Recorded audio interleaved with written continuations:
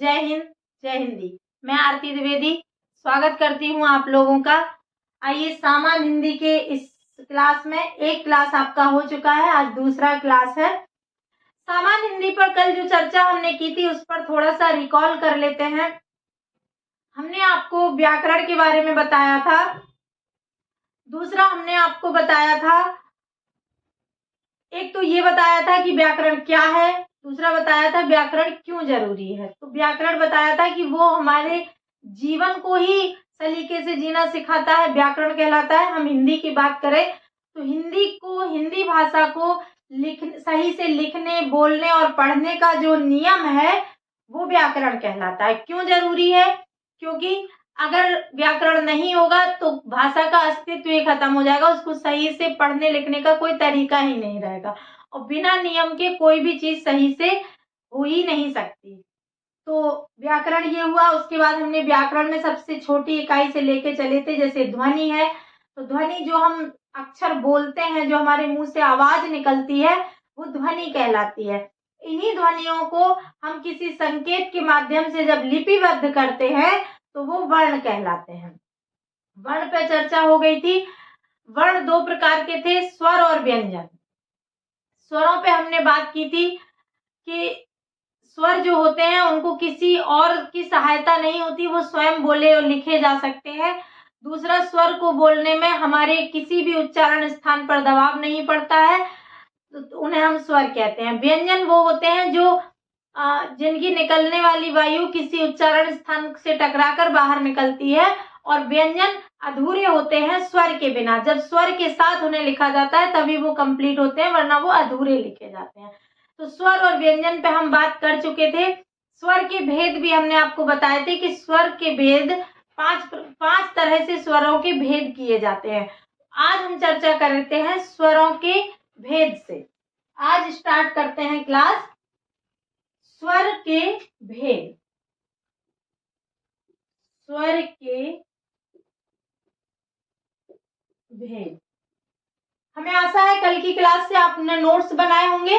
तो नोट्स जब आप बना रहे होंगे तो पहला पॉइंट हमने क्या लिखा था? पहला पॉइंट क्या लिखा था? रचना या बनावट के आधार पर। रचना या बनावट या व्युत्पत्ति के आधार पर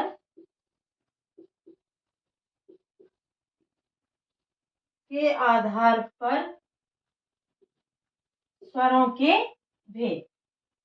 रचना या बनावट या व्युत्पत्ति के आधार पर स्वरों के भेद, यानी कि किस तरह से स्वर की रचना होती है, किस तरह से स्वर लिखे जाते हैं, क्या उनका बनावट है, इसके आधार पर इसके भेद किए जाते हैं। और इसके आधार पर जो स्वर हैं वो उनके 3 भेद पाए जाते हैं। 3 भेद पाए जाते हैं। नंबर 1 मूल स्वर। नंबर 2 दीर्घ स्वर।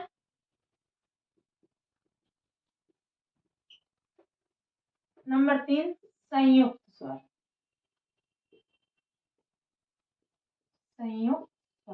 एक चीज ध्यान रखिएगा, कल जब हम आपको पढ़ा रहे थे तब हमने बता दिया था कि स्वरों की संख्या 11 है। तो उन्हीं 11 स्वर को मूल स्वर, दीर्घ स्वर और संयुक्त स्वर में बांटा गया है। मूल स्वर आपके जो है वो आ है, छोटा आ, छोटी ई, छोटा ऊ और री। छोटा आ, छोटी ई, छोटा ऊ और री। दीर्घ सुर इन्हीं के बड़े जो है, जैसे छोटा आ का बड़ा, छोटी की बड़ी, वो क्या हो जाएंगे? दीर्घ स्वर हो जाएंगे। बड़ा, बड़ी, बड़ाऊ, बड़ी, री। हालांकि अब इस री का कोई महत्व नहीं है, केवल यही री चलती है, उस री को यूज नहीं किया जाता, पर चूंकि हम ग्रामर पढ़ रहे हैं इसलिए हमने उसको लिख दिया। वो भी एक अक्षर है, इस री का वो बड़ा रूप है री। ठीक है। संयुक्त स्वर में आ जाएगा आपका ए, आए, ओ, आ। मूल स्वर का मतलब है मूल यही स्वर है, बाकी स्वर इन्हीं के थ्रो बनते हैं। इसमें आ की मात्रा लगी, आ बन गया। इसमें ई की मात्रा लगी, बड़ा ई बन गया। इसमें ऊ की मात्रा लगी, बड़ा ऊ बन गया। इसमें री और जुड़ा तो ये बड़ा री बन गया। ये दीर्घ हो गए। जिस मूल स्वर थे वो दीर्घ थे। संयुक्त स्वर में आप देखेंगे संयुक्त स्वर कैसे बने। संयुक्त का मतलब होता है दो चीजों का जुड़ना, दो या उससे अधिक भी हो सकता है। संयुक्त का मतलब आपस में जुड़ाव। संयुक्त मतलब जैसे बोलते हैं ना हमारा संयुक्त परिवार है, ज्वाइंट फैमिली है, तो ये एक तरह से ज्वाइंट हो गया। ज्वाइंट कब हो गया? जब एक से अधिक परिवार एक साथ रहेंगे तभी तो संयुक्त परिवार होगा। इसी तरह एक से अधिक स्वर जब मिलते हैं तो वो संयुक्त स्वर बनता है। जैसे ए आय बनेगा तो आ या बड़ा, छोटी या बड़ी बराबर ए या आय बनेगा। ऐसे ही ओ आओ में बनेगा आ धन बड़ा प्लस ऊ या बड़ा ओ आओ। ठीक है, आपको समझ में आ रहा होगा। मूल स्वर, दीर्घ स्वर, संयुक्त स्वर कौन कौन से हैं। एग्जाम में आपको दे देगा, कोई एक स्वर दे देगा और पूछ देगा कि ये कौन सा स्वर है, या निम्नलिखित में से मूल स्वर कौन सा है, या निम्नलिखित में से संयुक्त स्वर कौन सा है। ठीक है, अंग भी दे देगा, आपको लगेगा इसमें तो आ और अनुस्वर मिला हुआ है तो वही संयुक्त है। नहीं, वो अयोगवाह में आते हैं अंगः। अभी हम बात कर रहे हैं रचना या बनावट या व्युत्पत्ति के आधार पर तीन प्रकार के स्वर हैं, मूल स्वर, दीर्घ स्वर और संयुक्त स्वर। मूल स्वर, दीर्घ स्वर और संयुक्त स्वर। मूल स्वर में आपको आ ई उ री है। दीर्घ स्वर में बड़ा बड़ी छोटा उ, बड़ा बड़ी बड़ा उ और बड़ी री। संयुक्त स्वर में ए आए ओ आओ। ठीक है, ये आपके क्या है, रचना और बनावट के आधार पर स्वर। नंबर 2 देखिएगा, एक और आधार देखिएगा। दूसरा आधार क्या था? उच्चारण में लगने वाले समय के आधार पर। याद रखिएगा, उच्चारण में लगने वाले समय के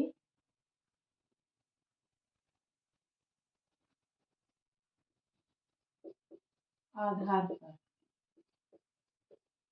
आप लोग लिखते जाइएगा। उच्चारण में लगने वाले समय के आधार पर, इसमें भी 3 ही भाग हैं।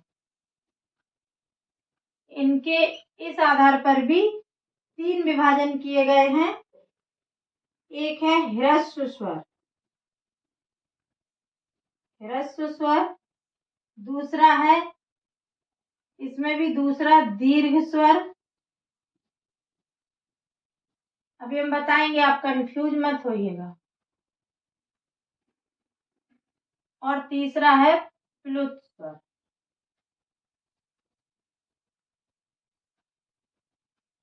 उच्चारण में लगने वाले समय के आधार पर, या इसे ये भी कह सकते हैं मात्रा या उच्चारण में लगने वाले समय के आधार पर। ह्रस्व स्वर, दीर्घ स्वर, प्लुत स्वर। ह्रस्व स्वर वे हैं जो छोटे हैं, जैसे जो मूल स्वर हैं यही आपके ह्रस्व स्वर भी हैं। आ ई उ री। मूल स्वर और ह्रस्व स्वर सेम है, भूलना नहीं है। मूल स्वर और ह्रस्व स्वर जो है वो सेम है।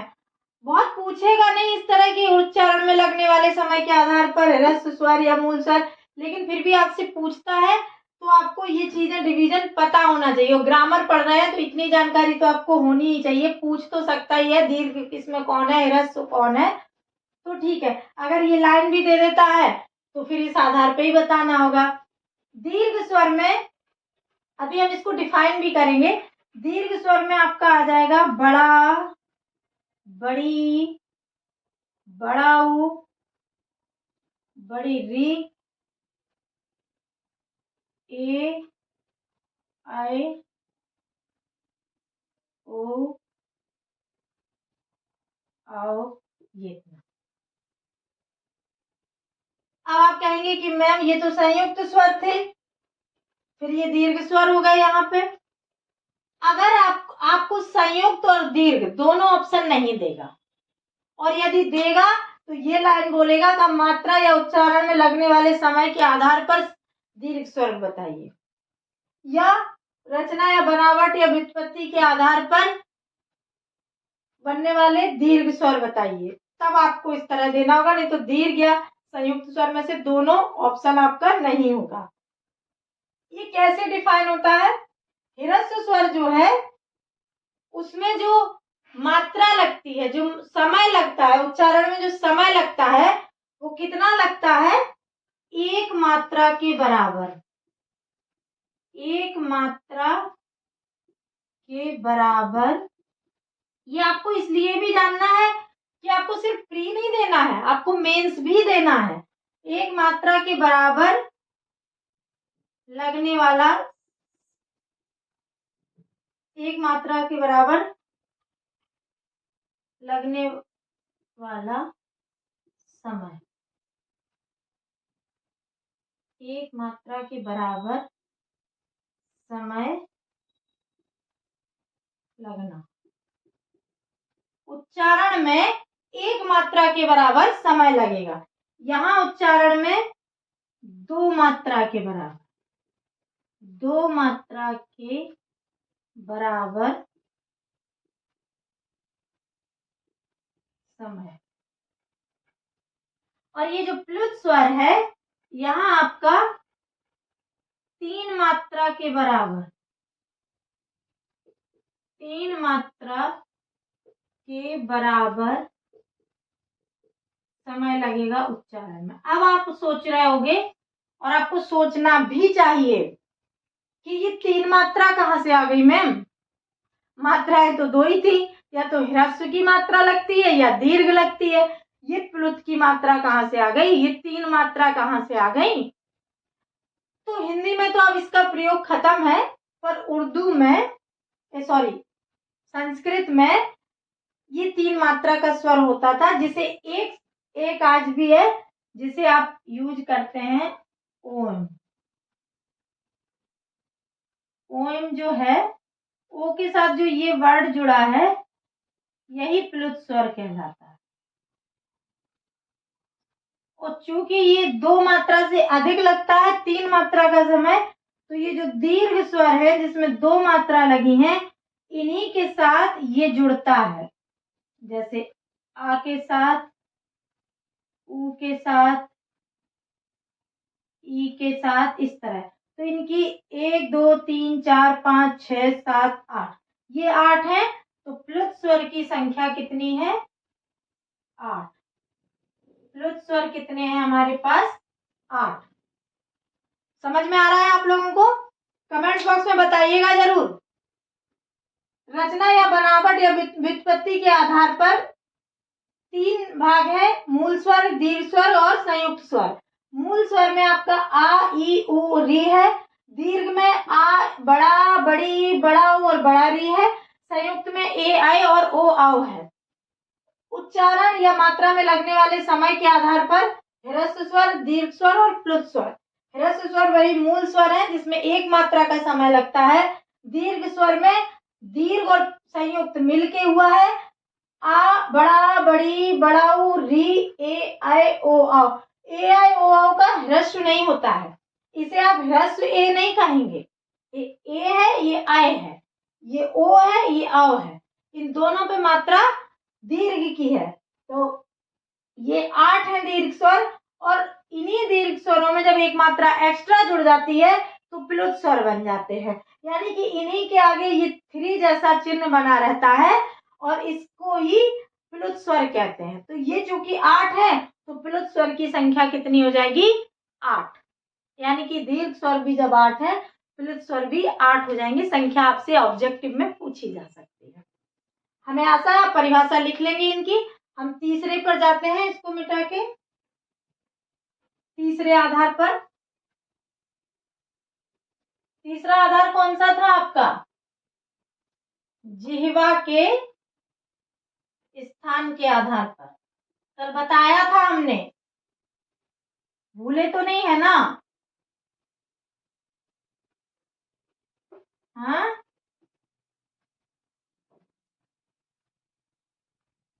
तीसरा आधार।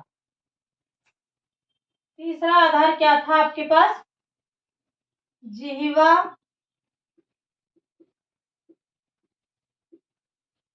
के स्थान के आधार पर स्वरों के भेद। यहां भी आपके 3 ही भेद हैं। कौन कौन? अग्रस्वर, मध्य स्वर,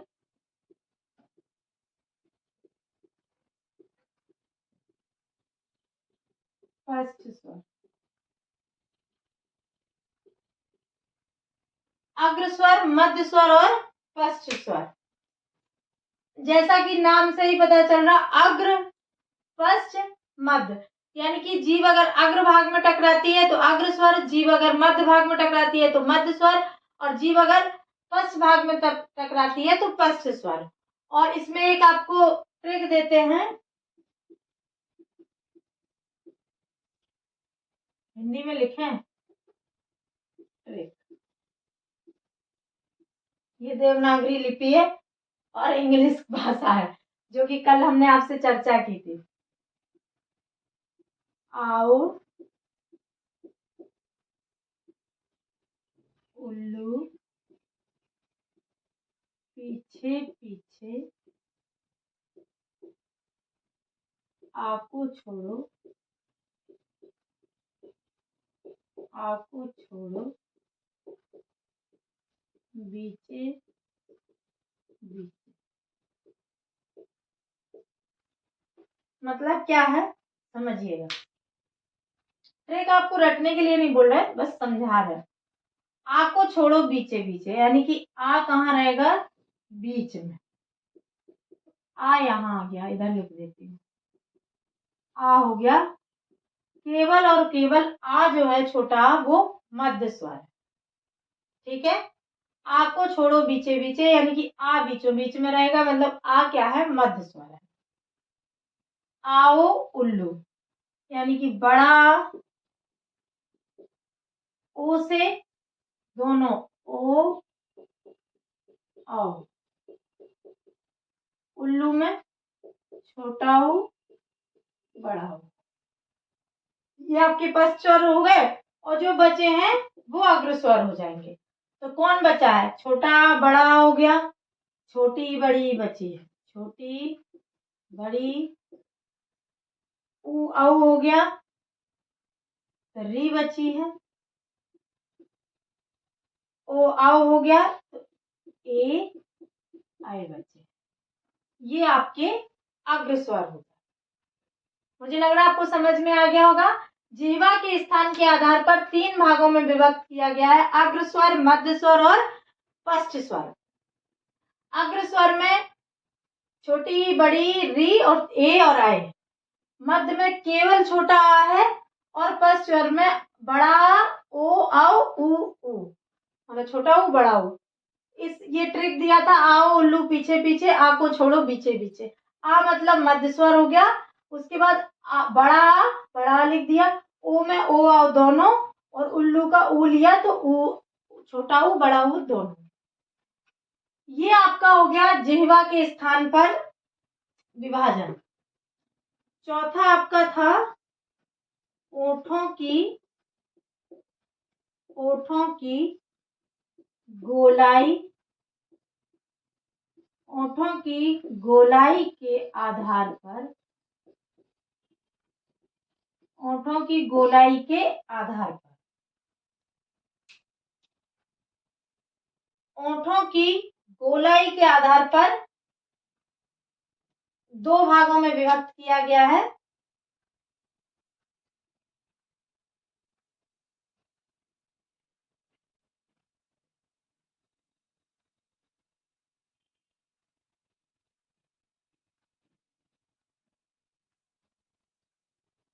ओंठों की गोलाई के आधार पर भी दो भागों में विभाजित है। वो 3-3 थे। अभी जो हमने पढ़े 3-3 भागों में विभाजित थे। रचना के आधार पर 3 भाग, उच्चारण के आधार पर 3 भाग, जीवा के स्थान के आधार पर 3 भाग। अब ओंठों की गोलाई के आधार पर 2 भाग हैं, वृत्तमुखी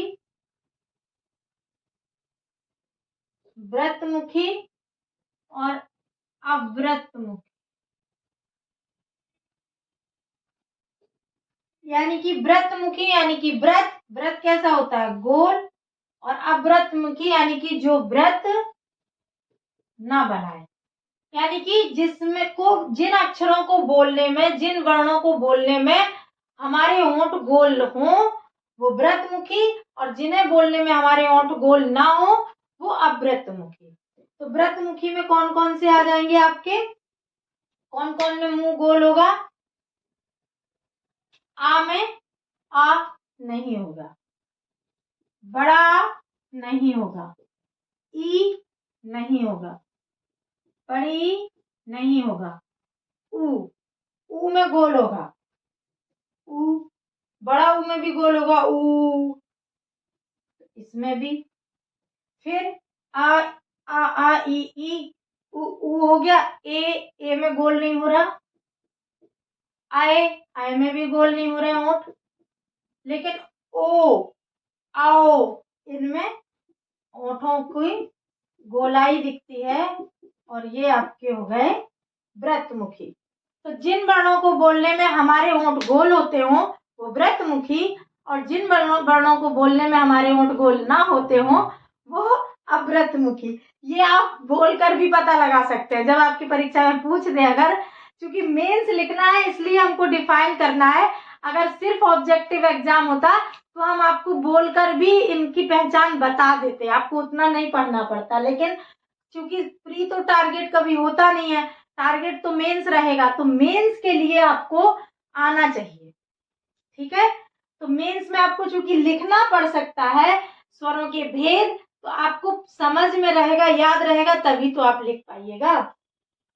तो व्रतमुखी और अव्रतमुखी आपको समझ में आ गए होंगे।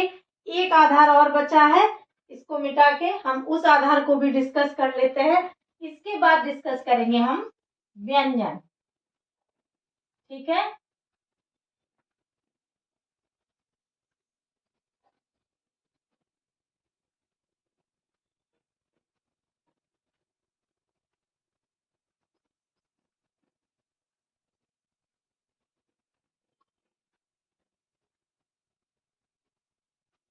एक बात और मैं बोलना चाहूंगी कि आज आपकी दूसरी क्लास है। क्योंकि हम हिंदी 25 तारीख से शुरू करने वाले थे, पर पहले दिन का क्लास था इसलिए हमको लगा कि शुरू कर देते हैं, स्टूडेंट को ये ना लगे कि मैम तो हिंदी पढ़ा ही नहीं रही है इस बैच में, धैर्य ना टूटे आपका, इसलिए हमने आपके ये 2 क्लास लिए। लेकिन अब नेक्स्ट क्लास आपका 25 के बाद ही स्टार्ट होगा, ठीक है। इन 2 क्लास के बाद आपका 23-24, कल परसों क्लास नहीं होगा, 22-23-24 3 दिन, 25 को आपका क्लास होगा। और मैंने पहले भी बोला था कि मैं 25 से ही स्टार्ट करूंगी, लेकिन चूंकि मुझे लगा कि थोड़ा सा आप लोगों का पेशेंस ना डगमगाए, इसलिए हमने क्लास स्टार्ट कर दी है। अब आपको ये भरोसा हो जाएगा कि हिंदी में आपको कहीं कोई समस्या नहीं आएगी। आप 25 से कंटिन्यू क्लास आपको मिलेगा। आइए, पांचवा भेद, पांचवा आधार, मुख विवर खुलने का, मुख विवर के खुलने के आधार पर स्वरों, मुख विवर के खुलने के आधार पर, यानी कि मुख जितना ज्यादा कम खुलेगा उस आधार पर इनके 4 भाग किए गए हैं।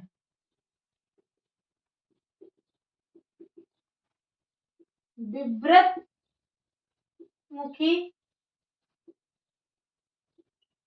संवृत मुखी, अर्धविवृत,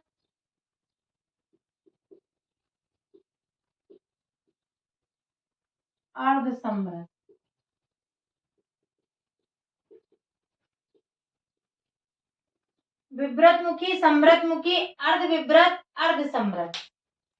विव्रतमुखी का मतलब है बड़ा मुंह खुलना, बड़ा मुख खुलना। सबसे बड़ा किसमें खुलेगा? आ, यानी कि बड़ा। संवृतमुखी में इसका जस्ट उल्टा, कम मुख खुलना। कम मुख किसमें खुलेगा? ई, ऊ, ठीक है, छोटा ई, बड़ा ई, छोटा ऊ, बड़ा ऊ। कम मुख किसमें खुलेगा? छोटा ई, बड़ा ई, छोटा ऊ, बड़ा ऊ। अर्धविव्रत का मतलब है आधा मुंह खुलना, आधा मुंह खुलना, आधा मुख विवर खुलना या आधा मुख खुलना। और अर्धसंवृत का अर्थ है आधा मुख बंद होना, आधा मुख बंद होना। ये दोनों थोड़ा मुझे पढ़ के हंसी भी आती है, लेकिन क्योंकि आपके सिलेबस में है और आप जो परिभाषा दी गई है वही मैं बताऊंगी। आधा मुख खुलना या आधा मुख बंद होना बात एक ही है लगभग। आधा मुख खुलना में आ है, आओ है, आए है, और आधा मुख बंद होना में ए है और ओ है। आ, आओ, आए, आ, आओ, आए, और उसमें ए, ओ। अब पता नहीं आधा मुख बंद होता है या आधा मुख खुलता है, ये डिफाइन हम खुद भी नहीं कर सकते। जो परिभाषा दी है वो हमने बता दी, क्योंकि अर्धविव्रत और अर्धसंवृत का हमको खुद ही पता नहीं चलता है कि आधा मुख खुलना और आधा मुख बंद होना बात तो एक ही है दोनों। आधा मुंह खुलेगा तो आधा मुंह ऑटोमेटिक बंद ही रहेगा, या आधा मुंह बंद रहेगा तो आधा मुंह खुला रहेगा, ये एक ही जैसी बात है। पर चूंकि आपके ग्रामर में दिया गया है तो हमने आपके साथ डिस्कस किया। अब हम बात करेंगे व्यंजन पर, ठीक है। अगला टॉपिक व्यंजन। टॉपिक क्या है? मतलब स्वर और व्यंजन, वर्णों के वर्ण हम लोग जान रहे हैं, तो वर्ण में स्वर हो गया और व्यंजन, दो भाग थे। स्वर हम कंप्लीट करा चुके हैं, व्यंजन पर बात करते हैं। व्यंजन की परिभाषा क्या है? व्यंजन कल के क्लास में समझाए थे। व्यंजन क्या है? तो व्यंजन वो है जो स्वरों की सहायता से बोले जाते हैं, या ऐसे वर्ण जिनको बोलने में हमारे किसी न किसी उच्चारण स्थान को टच करते हुए जब वायु निकलती है तो वो जो अक्षर निकलते हैं वो क्या कहलाते हैं? व्यंजन कहलाते हैं। व्यंजन अपने आप में पूर्ण नहीं होते। हमने कल की क्लास में भी आपको समझाया था, जैसे का एक व्यंजन है तो ये आधा होता है, जब इसमें आ लगता है तब ये पूरा व्यंजन का बनता है। तो व्यंजन अपने आप में पूर्ण नहीं होते, ये स्वरों की सहायता से लिखे जाते हैं, व्यंजन कहलाते हैं। व्यंजन कितने प्रकार के होते हैं? हमने कल आपको 33 व्यंजन बताए थे। इन 33 व्यंजन को 3 भागों में मुख्यतः विभक्त किया जाता है। 3 भाग: स्पर्श व्यंजन, स्पर्श व्यंजन, अंतस्थ,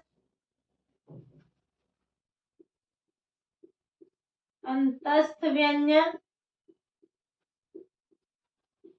अंतस्थ व्यंजन और संघर्षी व्यंजन। अब इनके अंतर्गत कौन कौन से आएंगे? इन्हीं संघर्षी व्यंजन को ऊष्म व्यंजन भी कहते हैं। ऊष्म या संघर्षी व्यंजन, स्पर्श व्यंजन, अंतस्थ व्यंजन और संघर्ष व्यंजन, ठीक है। स्पर्श व्यंजन के अंतर्गत आपके सभी वर्गीय व्यंजन आएंगे। पहले तो परिभाषा जान लीजिए, स्पर्श व्यंजन कौन कहलाएंगे। स्पर्श व्यंजन वो होते हैं जिनको बोलते समय हमारी निकलने वाली वायु, जो फेफड़ों से वायु निकलेगी अक्षर बोलते समय, वो किसी ना किसी उच्चारण स्थान से टकराएगी। कल हमने आपको उच्चारण स्थान बताए थे, कंठ, तालब, मूर्धन, दंत, होठ। ये जो हमारे उच्चारण स्थान है, इनको टकराते हुए जब वायु निकलती है तो वो स्पर्श व्यंजन कहलाते हैं। परिभाषा लिख लीजिए, क्योंकि हो सकता मेंस में पूछे तो परिभाषा लिखना पड़े। वे व्यंजन जिनके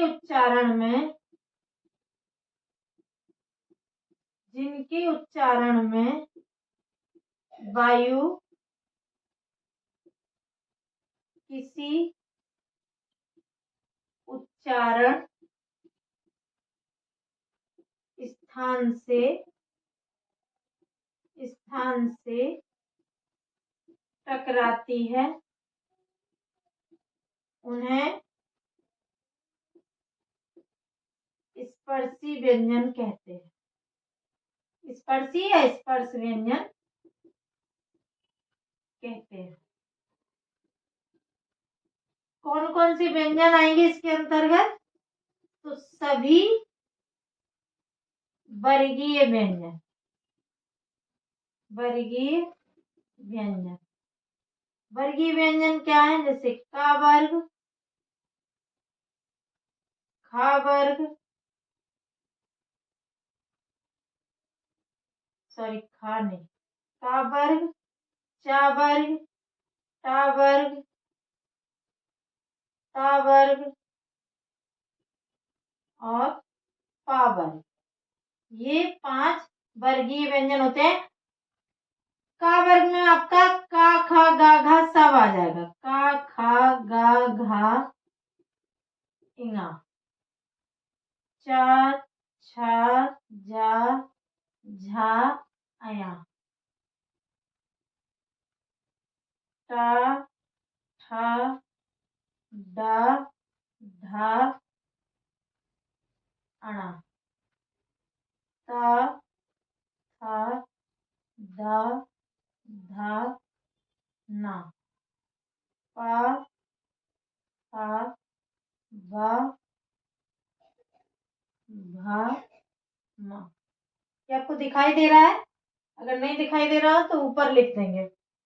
बता देते हैं ऐसे, का वर्ग में का, खा, गा, घा, इंगा, चा वर्ग में चा, छा, जा, जा, आया, टा वर्ग में टा, ठा, डा, डा, आया, टा, ठा, डा, डा, अड़ा, ता वर्ग में ता, था, दा, दा, ना, और पा वर्ग में पा, फा, बा, बा, मा। ये आते हैं। ये सभी वर्गीय व्यंजन क्या कहलाते हैं? स्पर्श व्यंजन कहलाते हैं। सभी वर्गीय व्यंजन क्या कहलाते हैं? स्पर्श व्यंजन कहलाते हैं। अंतस्थ व्यंजन वे होते हैं जिनको बोलते समय जो वायु निकलती है वो सभी उच्चारण स्थान को थोड़ा थोड़ा टच करते हुए निकलती है, और उन्हें हम अंतस्थ व्यंजन कहते हैं। वे व्यंजन जिन्हें बोलते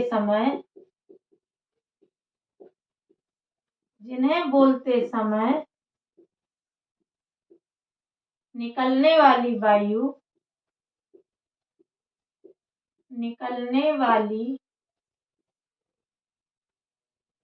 वायु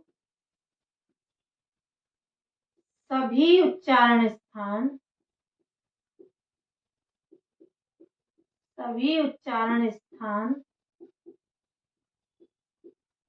से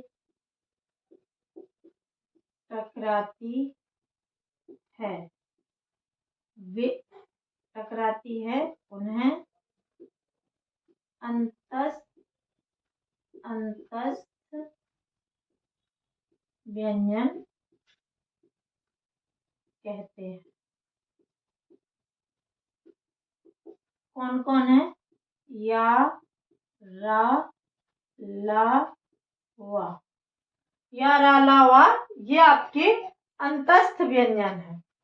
अब हम बात करेंगे ऊष्म व्यंजन पर। ऊष्म या संघर्षी व्यंजन, नाम से ही पता चल रहा है कि ऐसे व्यंजन जिन्हें बोलते समय निकलने वाली वायु जिह्वा और उच्चारण स्थान के मध्य टकराती हुई, घर्षण करती हुई निकलती है, उन्हें ऊष्म या संघर्षी व्यंजन कहते हैं। ठीक है। वे व्यंजन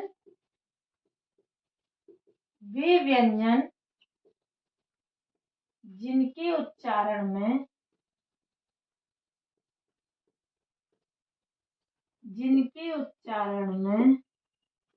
निकलने वाली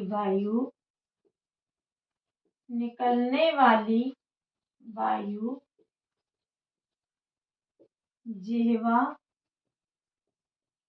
व उच्चारण स्थान के मध्य टकराती हुई निकलती है।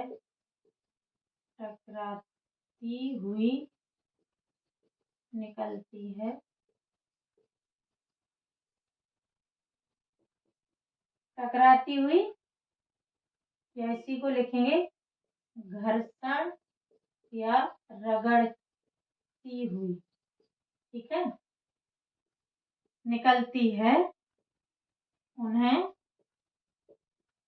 ऊष्म या संघर्षी व्यंजन कहते हैं।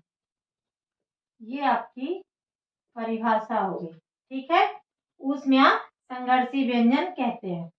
ये कौन कौन से हैं आपके? श, स, ता, हा। ये आपके ऊष्म व्यंजन कहलाते हैं।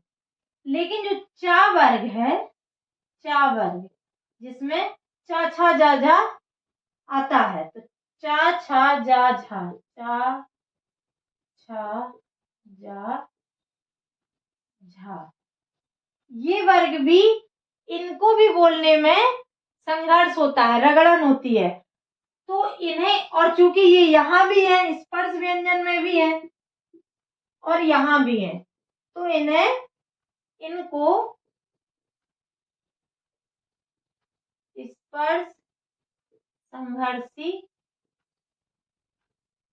या संघर्ष स्पर्शी व्यंजन कहते हैं। संघर्ष स्पर्शी व्यंजन भी कहते हैं, ठीक है। ये मूल आपके जो 33 व्यंजन है, उन 33 व्यंजन को 3 भागों में विभक्त किया गया है। स्पर्श व्यंजन, अंतस्थ व्यंजन और ऊष्म या संघर्षी व्यंजन। तीनों की परिभाषा आपको पता चली। वे व्यंजन जिनके उच्चारण करते समय निकलने वाली वायु किसी न किसी उच्चारण स्थान से टकराते हुए निकलती है, वे स्पर्श व्यंजन कहलाते हैं और इसमें सभी वर्गीय व्यंजन आते हैं। अंतस्थ व्यंजन वे हैं जिनको बोलते समय जो उच्चारण वायु है वो सभी उच्चारण स्थान से थोड़ा थोड़ा टकराती है, और वो व्यंजन कौन कहलाते हैं? या, रा, ला, वा। ये आपके अंतस्थ व्यंजन है। ऊष्म या संघर्षी व्यंजन वो है जो जिह्वा और उच्चारण स्थान के मध्य उनकी जो उनको बोलते समय जो वायु निकलती है, वो जिह्वा और उच्चारण स्थान के मध्य रगड़ खाती हुई निकलती है, टकराते हुए निकलती है, उसे हम ऊष्म या संघर्षी व्यंजन कहते हैं। और ये 4 व्यंजन है, शा, सा, सा, हा।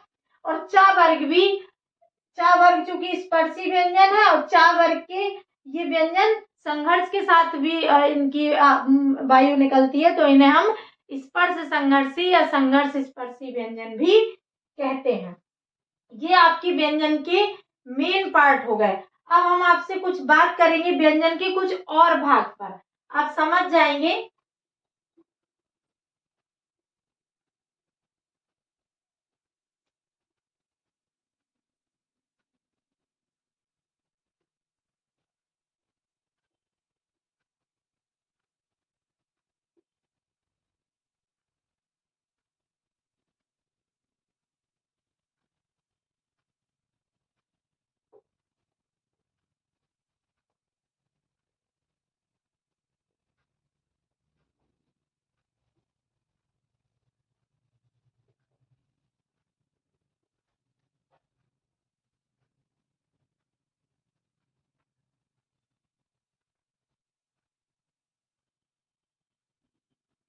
आइए देखते हैं। आपके मन में एक प्रश्न आ रहा होगा, वो क्या प्रश्न है कि टोटल जो वर्ण है कुल वर्ण जो हिंदी में है वो 52 है। ठीक है, कुल वर्ण 52 है, जिनमें स्वर 11 आपको हमने बताए, व्यंजन की संख्या 33 बताई। तो ये 33 बताई, तो ये टोटल 3 और 1 4, 3 और 1 4 यानी कि 44 हुए। कम कितने पड़ रहे हैं? 52 माइनस 44, 12 में से 4 गए, 8 व्यंजन कम है। तो 8 व्यंजन कोई तो होंगे जो हमारी वर्णमाला को पूरा करेंगे। 8 व्यंजन कोई तो होंगे जो हमारी वर्णमाला को पूरा करेंगे। तो आइए उन 8 व्यंजन के बारे में हम बात करते हैं। तो ये संयुक्त व्यंजन है। संयुक्त व्यंजन आपके 4 है, छ, त्र, ज्ञ और श्रा। ठीक है, समझ में आ रहा है ना? छ, त्र, ज्ञ और श्रा, ये आपके संयुक्त व्यंजन है, दो दो को मिलकर बने हैं। इसके बाद आपके पास संयुक्त व्यंजन हो गए 4, 4 और बचे। उच्छ्रित या उच्छित व्यंजन कहते हैं, उच्छित व्यंजन।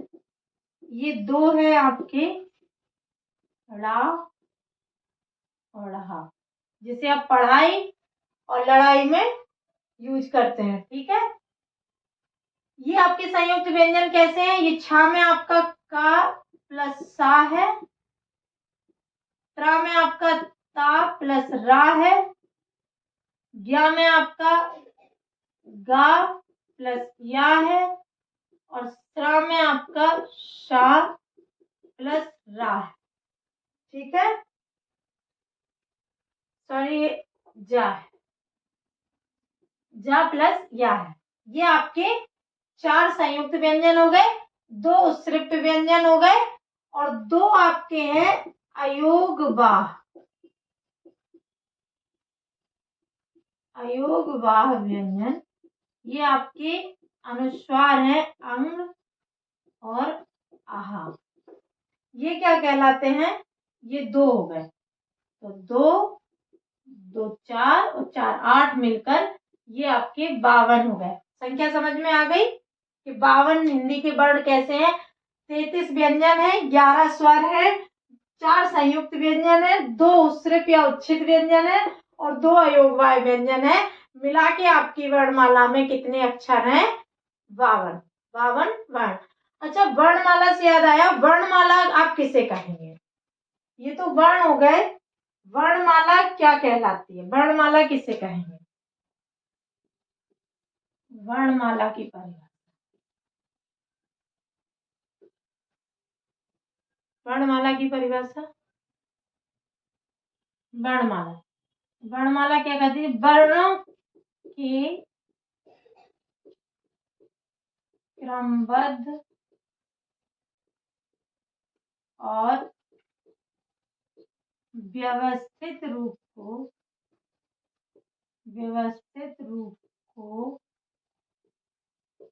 क्या कहते हैं? वर्णमाला कहते हैं। वर्णमाला कहते हैं। ठीक है, वर्णों के क्रमबद्ध और व्यवस्थित रूप को क्या कहते हैं? वर्णमाला कहते हैं। आइए अब हम बात करेंगे कि उच्चारण के जो स्थान है वर्णों के, उनको डिफाइन करेंगे कि कौन सा कंठ से बोला जाता है, कौन सा तालु से बोला जाता है, कौन कौन वर्ण मूर्धा से बोले जाते हैं, कौन ओठ से बोले जाते हैं। उन उच्चारण स्थान पर कौन कौन से व्यंजन कहाँ रखे जाएंगे, उन पर हम बात करते हैं। तो इसको मिटा देते हैं।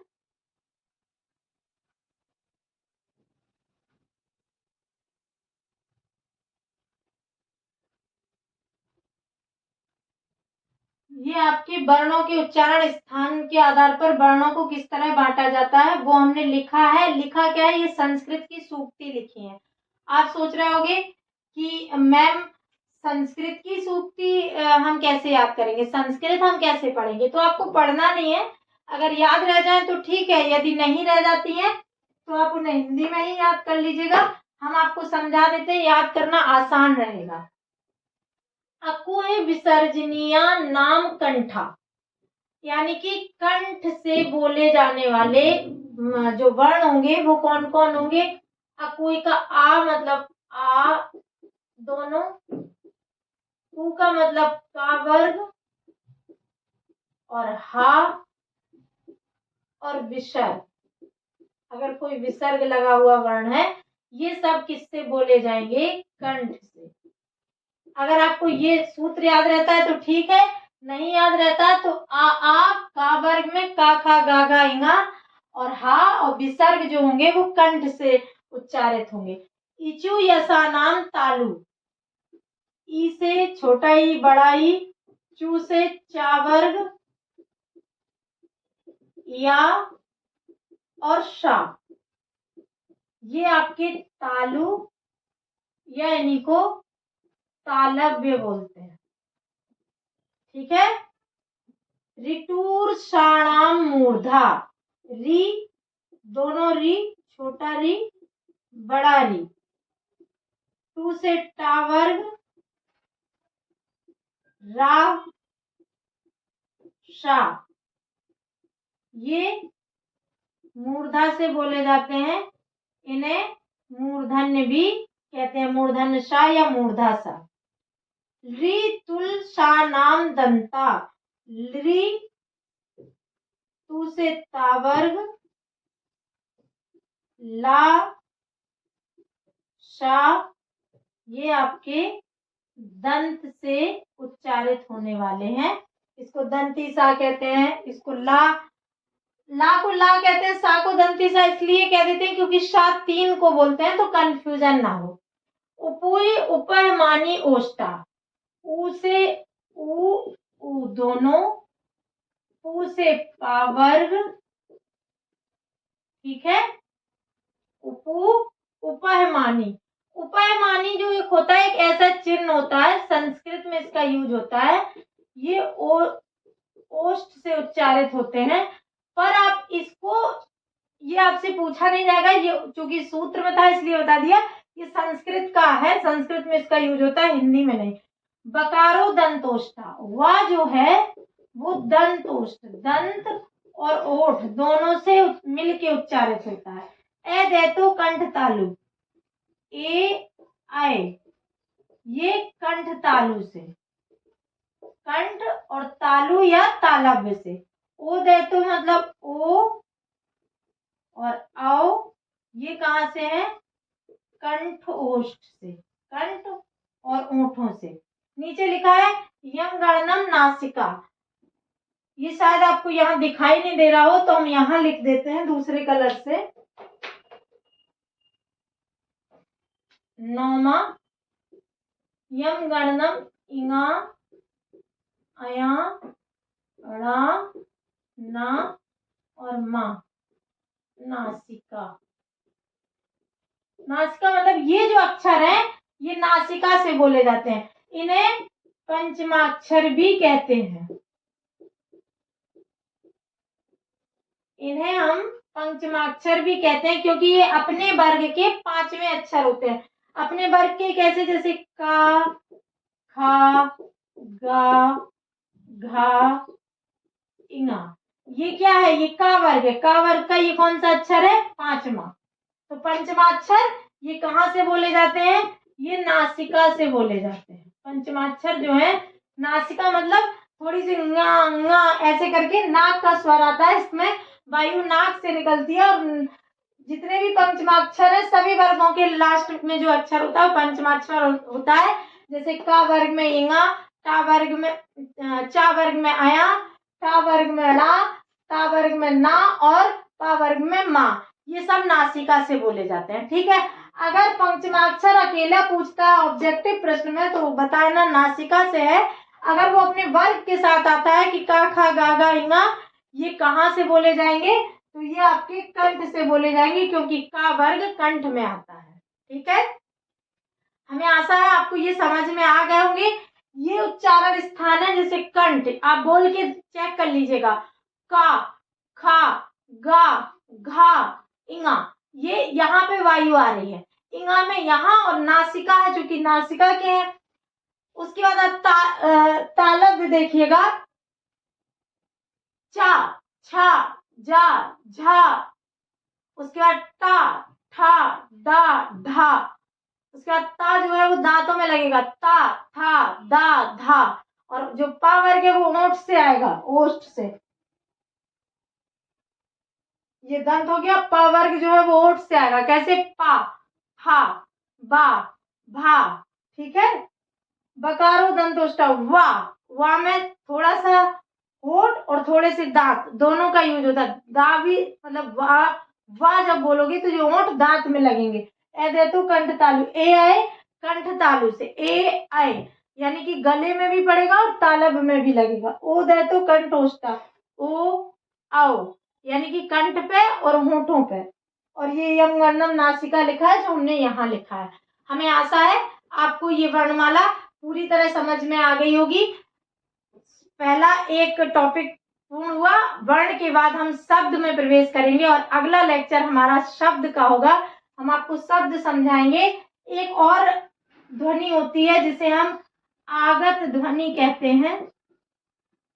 आगत ध्वनि, ये कभी कभी पूछ लेता है मैं आगत व्यंजन कौन है, आगत ध्वनि कौन है, या आगत शब्द कौन है। तो जो आगत मतलब आई हुई, आई हुई मतलब कहीं और से आई हुई,